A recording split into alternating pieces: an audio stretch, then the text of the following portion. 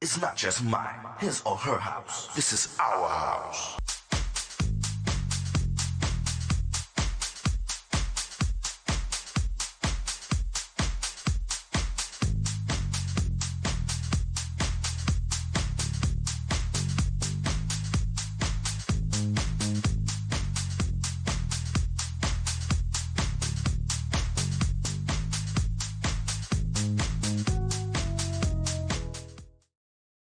Hello, everyone. My name is Tyrone Lowe. The show is called The Legends. I want to thank everybody all over the world that actually stream and show me love. Without you guys, there wouldn't be no legends. And House of the Legends, he's a songwriter, producer, and he's also the son of an iconic singer. And to the stage, I bring you L. Debarge Jr. What's going Hi, on, L? how you doing, brother? Thank you for Oh, having me. man, I'm great, man. How's it doing? What time is it out there on the East Coast, in the West Coast? It's 4 p.m., man, but I'm a super late night owl, man. I'll be up till 8 a.m. So you have to I forgive hear me, man. that. I just So got what we're up. gonna do? We're gonna take it way, way, way, way, way back as a child, man, and tell the viewers about Okay. what was your childhood like, and how did you actually get into the craft of music? Well, my childhood was very childish. I was allowed to be a child. I wasn't forced into doing anything I didn't want. I was allowed to develop in my own ways and just, be a kid and be out there enjoying life. My dad was very busy and my mom was very busy because they were both actually touring artists at that time. Right. Um, so I didn't really notice the difference because we had a lot of family and a lot of love around. So if they had to go away for a week or so, I was just hanging out with my aunts and uncles and my friends anyway the whole time. It was always everybody was always together, so it never felt like oh my god, where's my mommy or anything. To be the son of an iconic singer, man. How does it make you feel that your father was so huge in the industry? And by the way, Elder Barge is his dad. So, um, how did that really make a connection in your life as for saying to yourself, well, I might just want to do what he does as well? That's interesting. I don't think I ever thought about like wanting to do what he does as well. I just had a passion for music and poetry, but like I loved the fact that he was so well praised, like I talk about this all the time. When he came to pick him up at elementary was when I first realized exactly that he was famous, because it's like all the kids and the kids' parents are like getting awkward and nervous around him, and some are approaching him, and the whole fandom thing. So it was just like wow, and it was just like that's what our family did. So it wasn't necessarily just like my dad, Hmm. because my mom was a singer. All of my aunts and uncles were singers. My dad was a singer. I was a singer. So it was just like what was done. It wasn't even. It wasn't really a guess about it. It's just it's all that's around you. And as I got older, it became more of a choice. But again, Okay. staying in that childhood area. Hi, Thomas. Here's my poodle. Um, it's just it's innate, man. You're surrounded by it, so there's no choice. Okay. So how did you develop yourself as saying, well, hey, I'm going to be a solo artist and I'm going to actually take this to a whole different level, slash and put away my dad, my family, and I'm just going to just do this on my own and, Yeah. have my own identity. When did that actually strike you? That struck me at age 13. That's when I developed El DeBarge Jr. Because I'm actually Eldra Patrick DeBarge the second. And so my stage name, I wanted to be El DeBarge Jr. And that's when I love my name, like in an arrogant, cocky way. Like I love Eldra Patrick DeBarge. And Jr. just sounded like, I love my dad. So I was like, let me represent. And the second didn't have as much ring to it. So I was like, yeah, that's going to be my stage name. So I came up with that, and I started coming with my persona and studying at the time, and studying all the music videos and all the artists, and really deciding that I wanted to do this myself, and had my cow print notebook, started writing my songs, and off I was, man. Next thing I know, I was setting up shows for myself in North Hollywood. Let's talk about the conversation between you and your dad as far as pursuing what you wanted to do. What did he say about it? He said that I can do anything I believe, and the whole generic first speech. But then he started getting deeper into it as he saw that I was actually pursuing it, and he started telling me things like, "Son, never forget who you are and whose you are." And he just always told me to practice more. That was his critique. To play the piano, he wanted me to add the piano and to practice. Okay. So at this point, he just wanted you to be more persistent in a sense, Take it serious, you know? as you really, grew into it, getting older, being mature, and things like that. So, did any of your songs did it have anything to do with any type of life experiences at the time, and looking at other people going through things, and you say, well, let's. I just want to just go ahead and just put this on pen and paper and make it into a song. Yeah. That's that's 90% of my inspiration, man, especially when I hear the music. I typically write melodically first, and then after I write melodically, then I'll put the words, and I like the words to be special. So it's easier to fit in the words that you want, rather than trying to write it with words and then fit a melody around it, in my experience. So I mean, just like I have a song that I'm working on for my Genesis album upcoming, called "Somebody Tell the Family," somebody tell them. And it's really where I'm talking about my entire story of my entire life, man, and I want them to know everything I've Wow. been through, as well as the audience. You know, um, you talk about love and you talk about lust and things of that nature, and that brings you to the point of your new song. Yeah. And before we get into that, let's Okay. talk about, as a child, besides listening to your dad and your family, what other artist was influencing you? My heaviest influence was Earth, Wind, and Fire, like by far. Um, I mean, I spent days and nights, which is how I actually taught myself how to play piano. I don't play performance wise, I play production wise. And I really need to change that. Al Green is another heavy, heavy influence on me. And then Marvin Gaye is kind of the just the family influence. Um, you got to have some Marvin in you as a Debarge. I hear you. So, were you around any of the Motown artists as well? Growing up, did you feature? Did your father take you around them, or were you, In that affiliated with time, any it of was them? more just like studio rat. I'm just running around as a little baby kid seeing studios and meeting them. I didn't really like I started meeting people that I would know and be able to speak about later, like in my teenage. But in those Motown early days, yeah, I mean it was a lot of brushing by the Jacksons.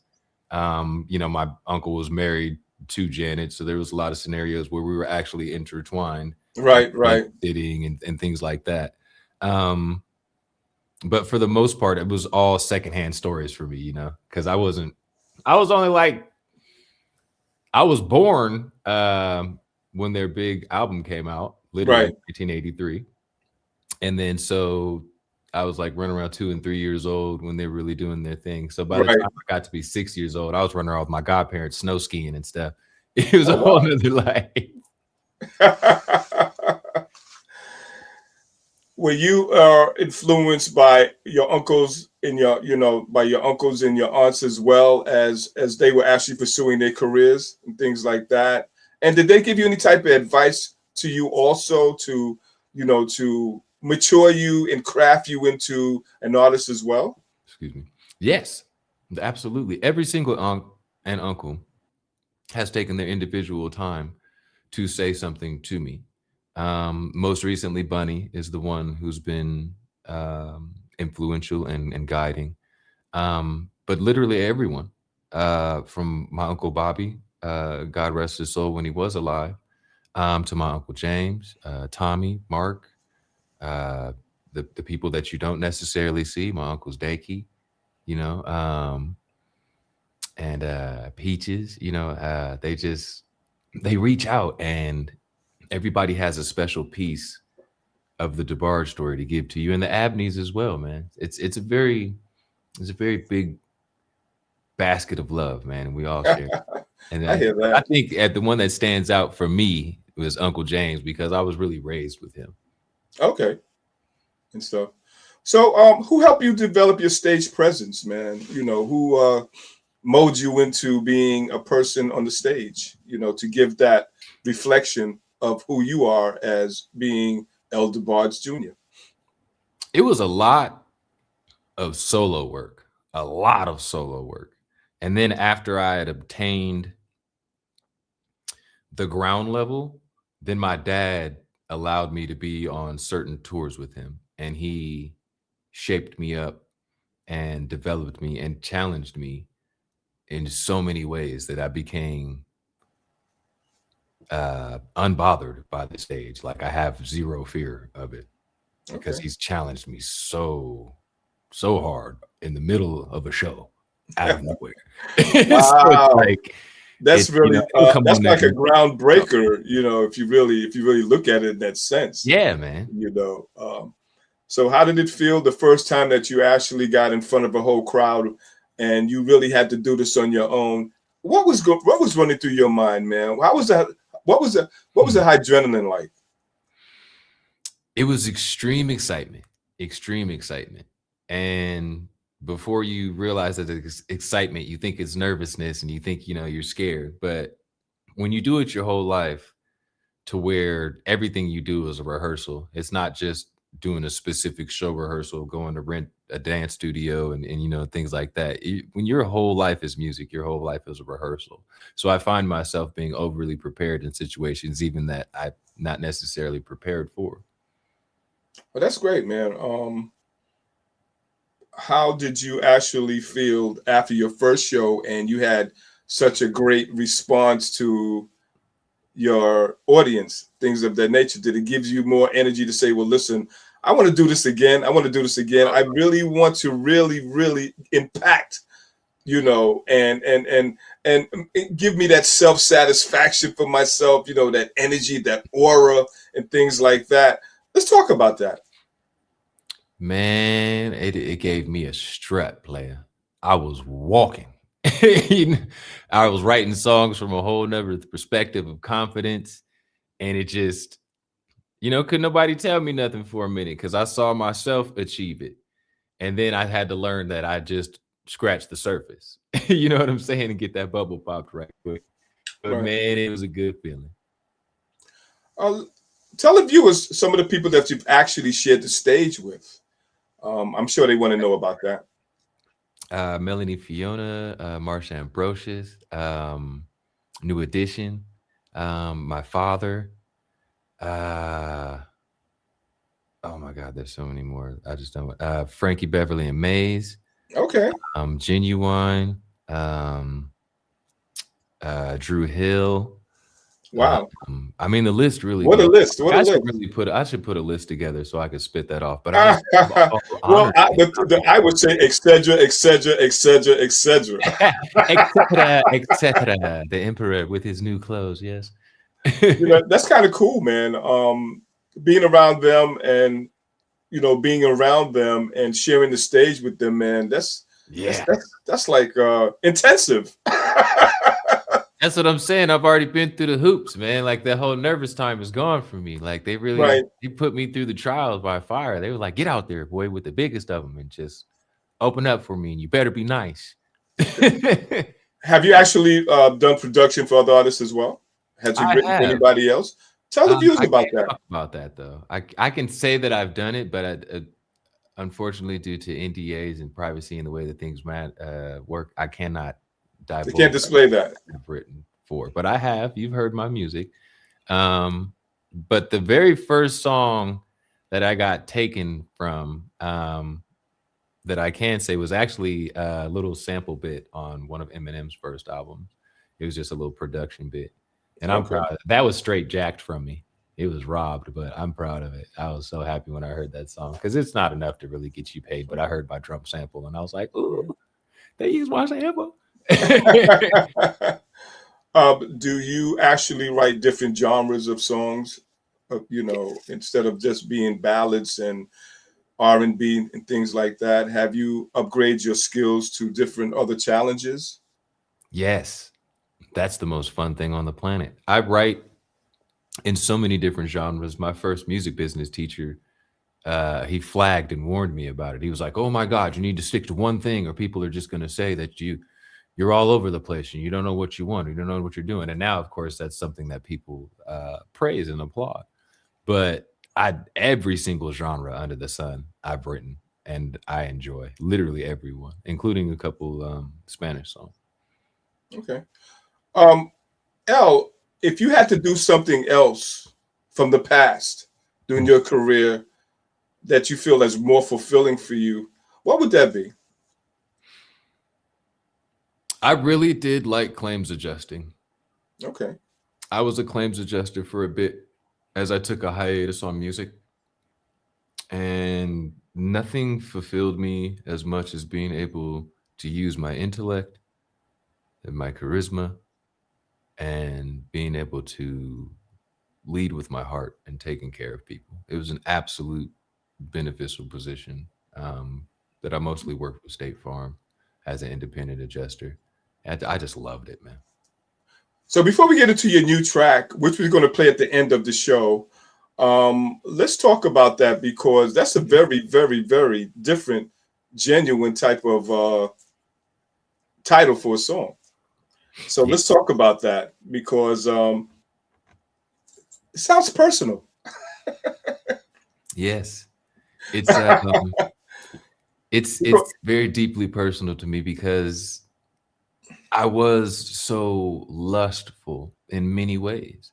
It's not all about sexuality, it's about greed and the Right. desire for things that is just, I'm not going to say bad, but they weren't moving me in the direction that I wanted to be moved in.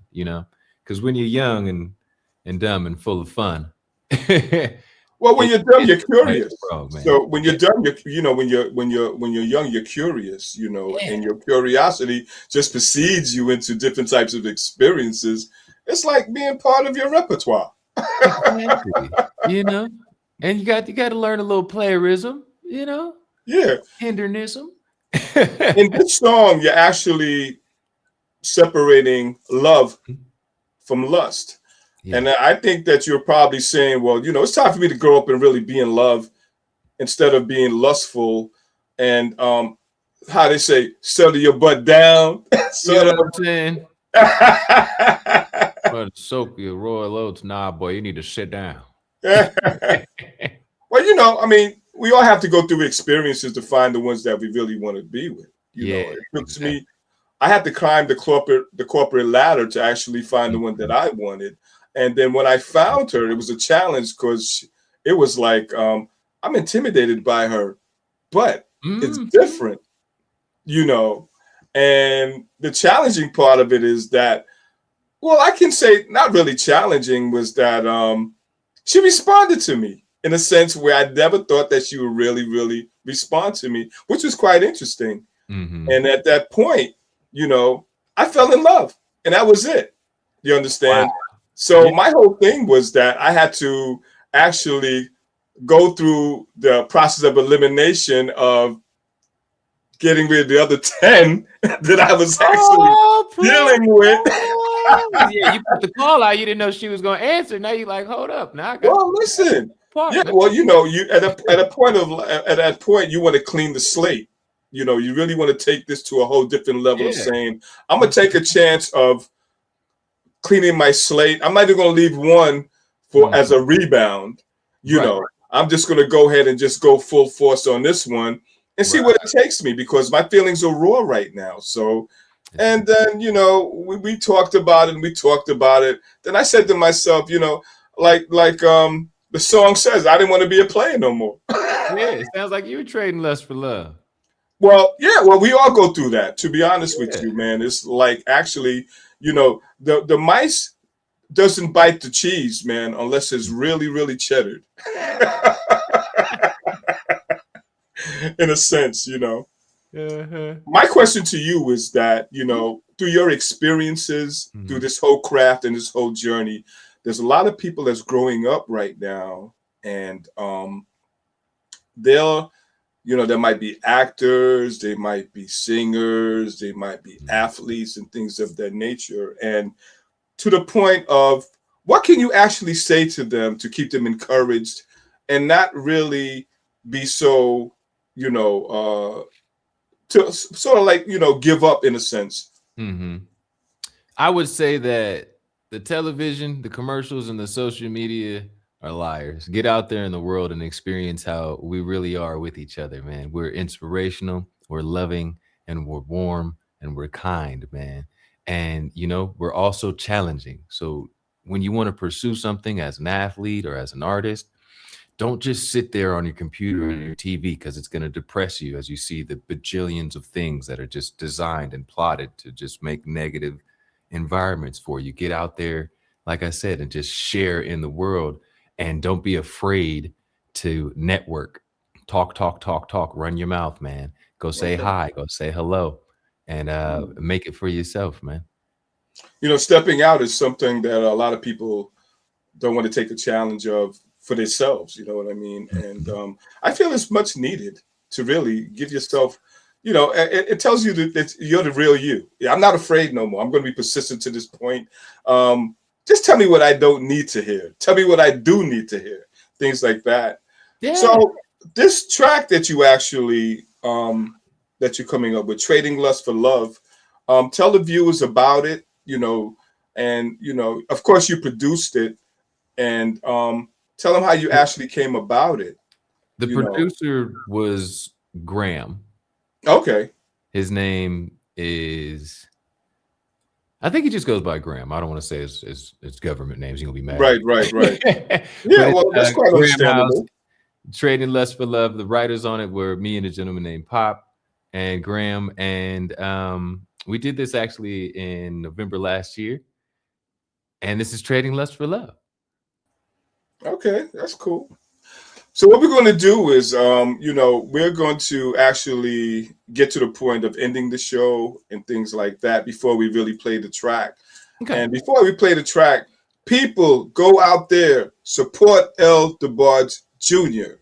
Listen to his music, go into his Wikipedia, and familiarize yourself. If you don't know him, he's real. He's real. I listened to his song, and it tells a whole lot about some things. And I'm sure that you could identify with it. So before we sign off and things of that nature, before we get into the track, man, any shout outs to anyone? Oh, yeah, man. Big shout out. Well, first, I got to tell everybody you can get the track available on ldebargejr.com, and it's available on all streaming platforms as well. I'd like to ask that you support me and go to the website. But if all you can do is stream, then I greatly appreciate your time. And we're going to give big shout outs to my team. Got a Never Stop Entertainment, Joe Mason. Got my management, Cedric, Chad Management. Got my wifager, Heather. And got of course, my music production team. I got Graham from Grammy House. And we got Hookmaster Jazz. Okay. Any upcoming events that you need to tell the viewers about that's upcoming? Yeah, man. I got June 18th, Treasure Island. You can go to treasureisland.com or ldebargejr.com. And I'm performing, huge performance for me right there on Las Vegas Strip. That's going to be June 18th, Treasure Island Casino, baby. And that's what's up, man. Something to look forward to, of course. Yeah. All right, so listen, man, L. Debarge, man, Jr., it's been a pleasure to have you sharing your lust and your love to everyone.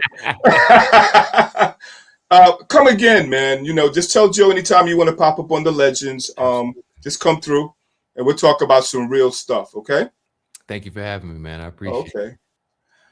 And before we go into the track, man, we want to, tell you that go out there and support him, man. He's real.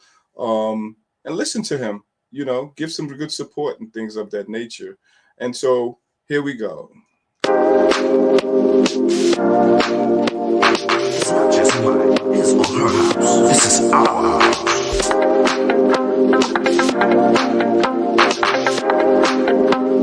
We got some fun people in the house tonight.